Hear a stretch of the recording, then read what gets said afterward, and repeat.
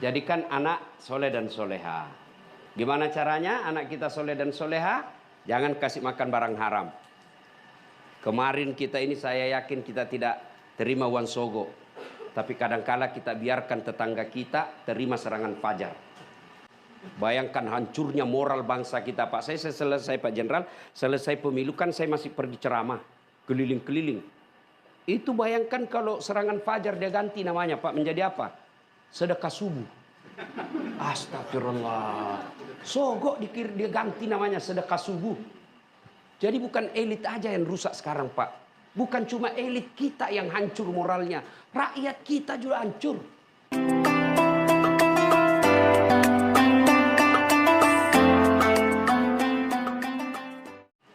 Kata Nabi, tidak bisa lagi kau beramal. Tidak bisa lagi kau sholat. Tidak bisa lagi kau puasa. Hanya 3 lagi yang bisa terus mengalir meskipun kau sudah tulang belulang. Angkatan kita yang wafat kurang lebih sudah 50 kan? Ada yang wafat 10 tahun yang lalu. Apa dia sudah masuk surga kalau orang baik? Tidak. Apa dia masuk neraka kalau orang jahat? Tidak. Masih transit. Berapa lama transit di kubur? Tergantung berapa lama datangnya kiamat. Bagaimana kakek-kakek kita yang meninggal 100 tahun yang lalu? Gimana kakek-kakek kita yang meninggal leluhur neneknya nenek kita yang 1000 tahun yang lalu? Itu masuk kubur bukan persoalan balik lagi. Tidak balik-balik lagi kita Pak. Kalau mati lampu di sini masih ada pilihan. Ada nyalakan HP. Iya kan? Mati lampu di sini masih gelap, masih. Tapi batasnya paling 1 jam. Mati lampu dalam rumah ini masih lebar. Kita masih bisa lompat kalau ada ular masuk. Tapi di kubur, ditindis. Tidak bisa lagi kita goyang. Mati lampunya bukan sehari, selama-lamanya. Dan kalau ibu masuk kubur, tidak ada pilihan. Apa bedanya liang kubur dengan liang lahat? Liang kubur itu yang agak lebar. 1,5 meter atau kali 50. Atau 70 meter. Liang lahat tempat kita itu yang digali lagi masuk sudut. Ya kan? Nah, itulah pas-pas dengan diri kita. Masuklah kita di situ. Ibu-ibu ini yang sudah di bleaching semua apakah glowing. Cacing punah urusan. Ya toh? Masuk. Ada pegawai polisi, tidak disenang, tempat tugasnya mutasi, jauh. Ada pilihan enggak ibu? Ada. Ada pensiun dini. Selesai. Tidak ada urusan sama Kapolri. Saya berhenti. Ibu-ibu, suaminya kasar, tidak kasih nafkah, ada pilihan. Ada pilihan. Ada, ceraikan saya. Bapak-bapak istri cerewet, boros, tidak menghargai suami, ada pilihan.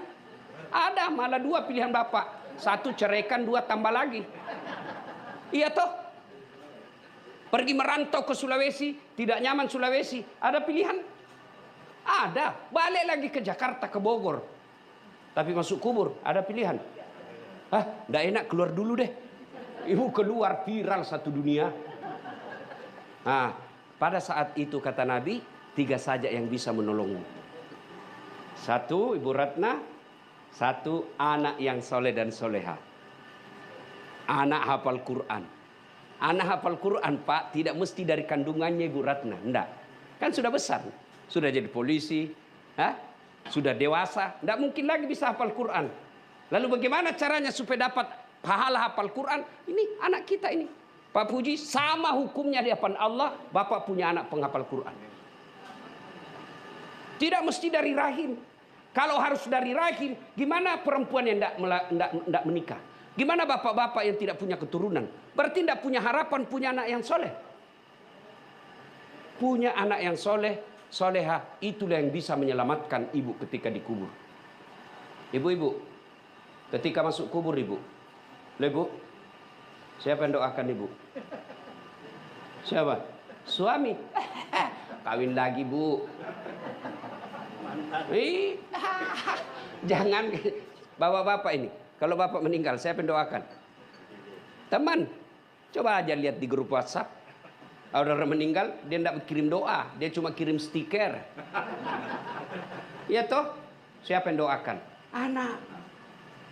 Saya mau tanya ibu.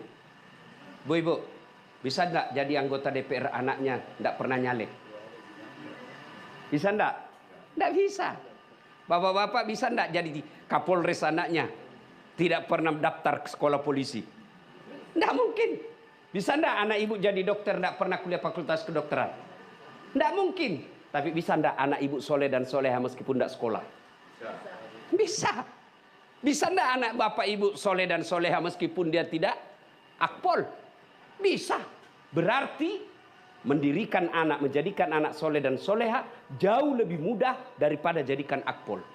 Cari muka kiri kanan, kadangkala sogo. Ya kan? Sayang kita kalah sama setan. Kita lebih bangga kalau anak kita jadi polisi, jadi tentara, jadi dokter, jadi anggota DPR, meskipun kita tidak pernah lihat datang berjamaah di masjid. Usia senja ibu, yang kita harapkan anak kita. Berapa banyak kita lihat sudah tua, siapa yang ngurus orang tuanya? Bukan anaknya. Siapa? Pembantunya. Siapa? Sopirnya. Orang miskin itu yang begitu. Mau kemana ini jabatan? Pasti ditinggal. Maka seorang istri, nah, karena ibu sudah tidak bisa melahirkan, cucu. Ajarkan anak kita akhlak. Itu yang paling penting. Anak-anak kita sekarang Pak cerdas-cerdas. Tidak usah khawatir soal kecerdasan anak kita. Yang kita khawatirkan akhlaknya. Oleh anak-anak kita, Pak Puji pasti masih ingat. Waktu kita kecil, jangankan bicara kasar sama orang tua. Natap aja wajahnya kita sudah dianggap kurang ajar. Saya masih dapat itu. Kalau lewat depan orang tua kita harus bungkuk-bungkuk. Tabik kalau orang Sulawesi. Kalau kita makan, tidak boleh tuh kita makan sebelum orang tua dulu. Dosa kita dianggap kalau kasih sisa orang tua. Meskipun sudah sangat lapar, orang tua belum pulang. Tunggu bapakmu. Sekarang, hancur Pak. Tinggal tulang-tulangnya disimpankan. Pantas anak kita cerdas, tapi tidak ada berkah dalam hidup. Jadikan anak soleh dan soleha. Gimana caranya anak kita soleh dan soleha? Jangan kasih makan barang haram. Kemarin kita ini saya yakin kita tidak terima uang sogo. Tapi kadangkala kita biarkan tetangga kita terima serangan fajar. Bayangkan hancurnya moral bangsa kita Pak. Saya selesai Pak Jenderal, selesai pemilu kan saya masih pergi ceramah. Keliling-keliling. Itu bayangkan kalau serangan fajar dia ganti namanya Pak menjadi apa? Sedekah subuh. Astagfirullah. Sogok dia ganti namanya sedekah subuh. Jadi bukan elit aja yang rusak sekarang Pak. Bukan cuma elit kita yang hancur moralnya. Rakyat kita juga hancur.